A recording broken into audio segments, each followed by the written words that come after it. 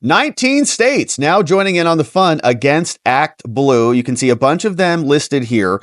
Only 18 here, and then we'll see who joins to make number 19. But if you're on this list, shout out. We got Todd, Rakita, Brenna Bird, Marshall. We got Iowa, Indiana, Idaho, Alabama, Arkansas, Kansas, Mississippi. What's up? Florida with Moody.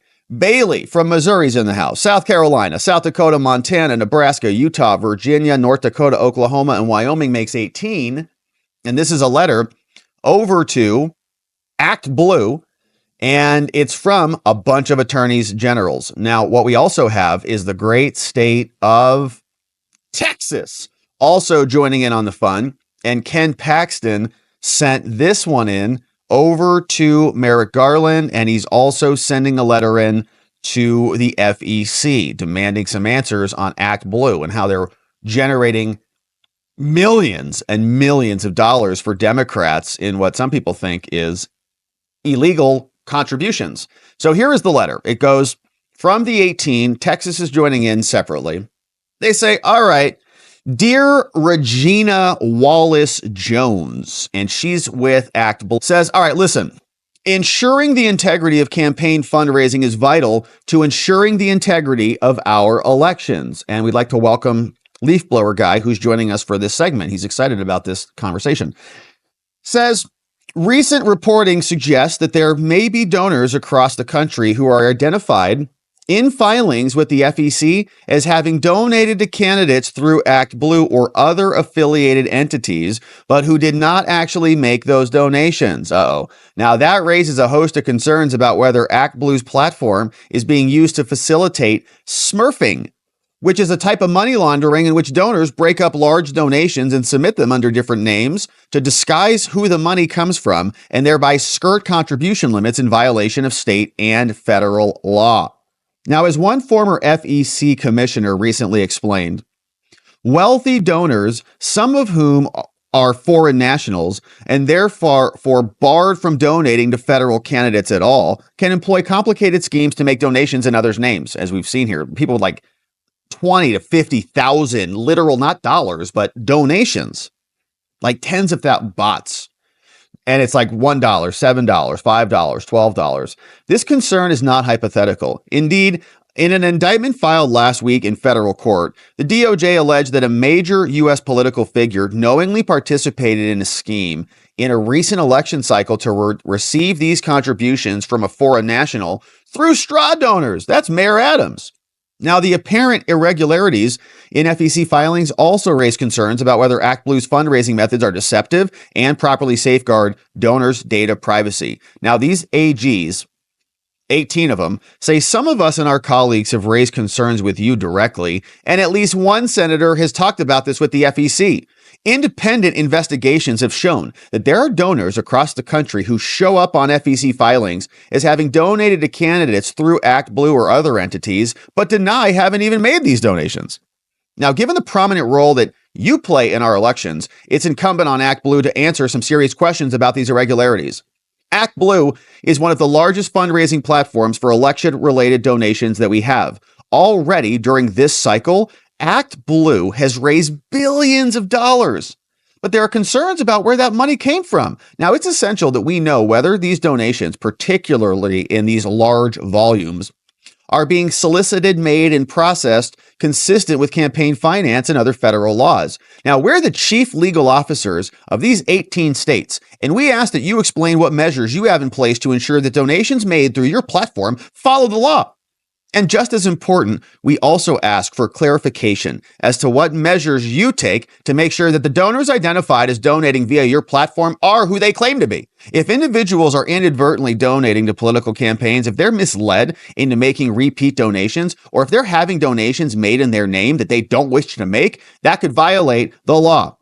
Now, our states deserve to know that those facilitating these finances are following the law, and thus we appreciate your assurances that you're going to answer our questions before the election.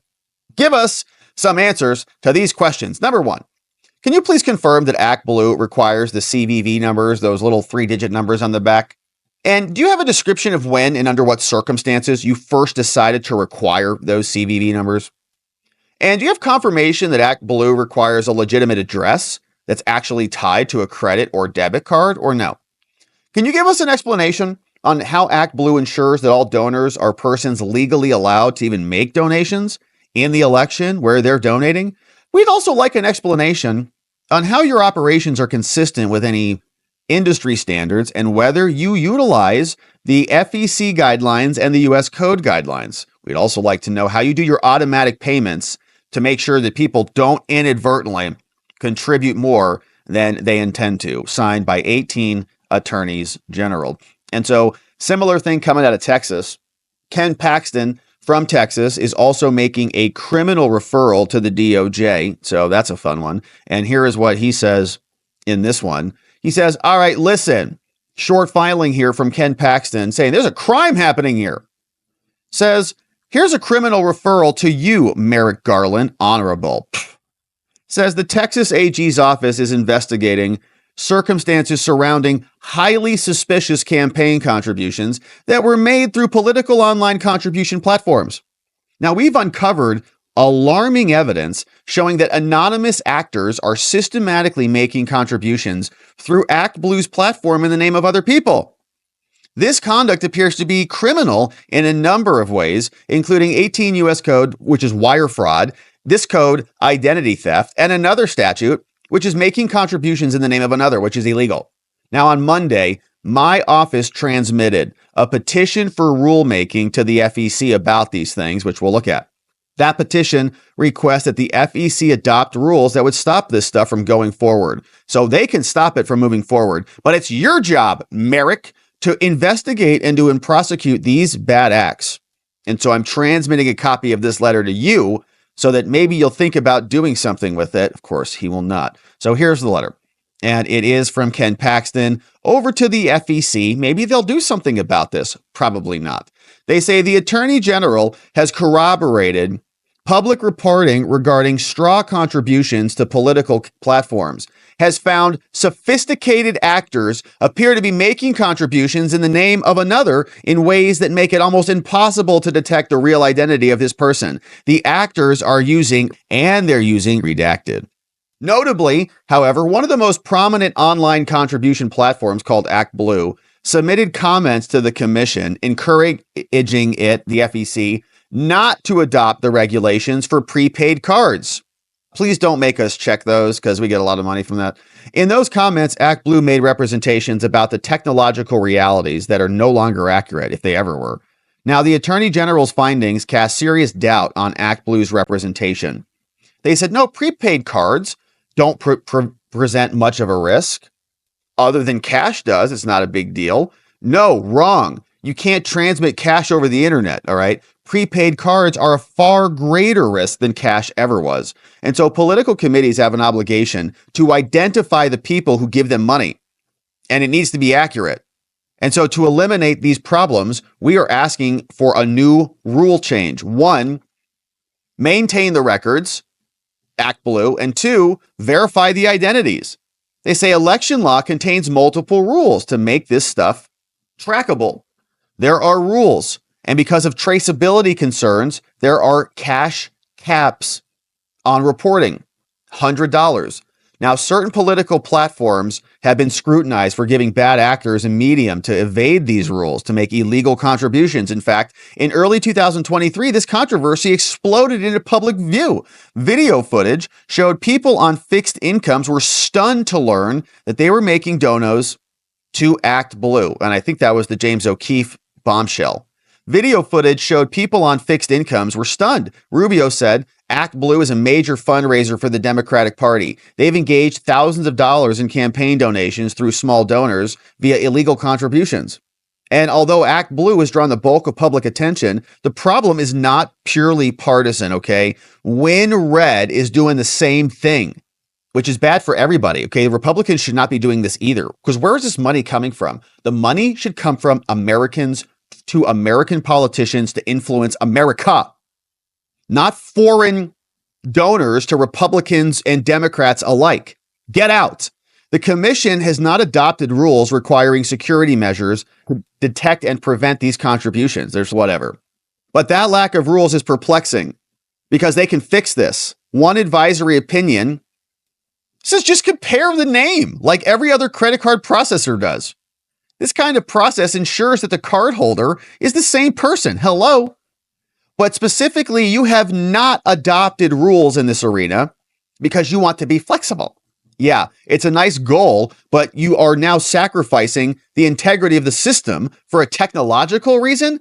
No. Last year, in the wake of these allegations, in Texas, we opened up a state law investigation. Now, one focus of the investigation was these high volumes, people saying, we're not making these. And they were made in such a high volume that even without the investigation, it's strange credulity to believe that they were legitimately made, right? How do you make 100 donations every day or whatever the numbers are? Even if it's small, like 3 donations every day for 2 years. Are you kidding? And different numbers, so it's not a recurring thing. It's a bot. As background, a sophisticated actor making straw contributions online needs to take multiple steps to shield his true identity.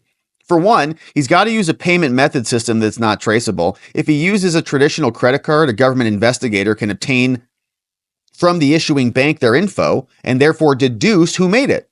Here's an example. If Alice makes a contribution in the name of Bob, but uses her personal credit card, the bank can say it was Alice's credit card, not Bob's, who is truly responsible.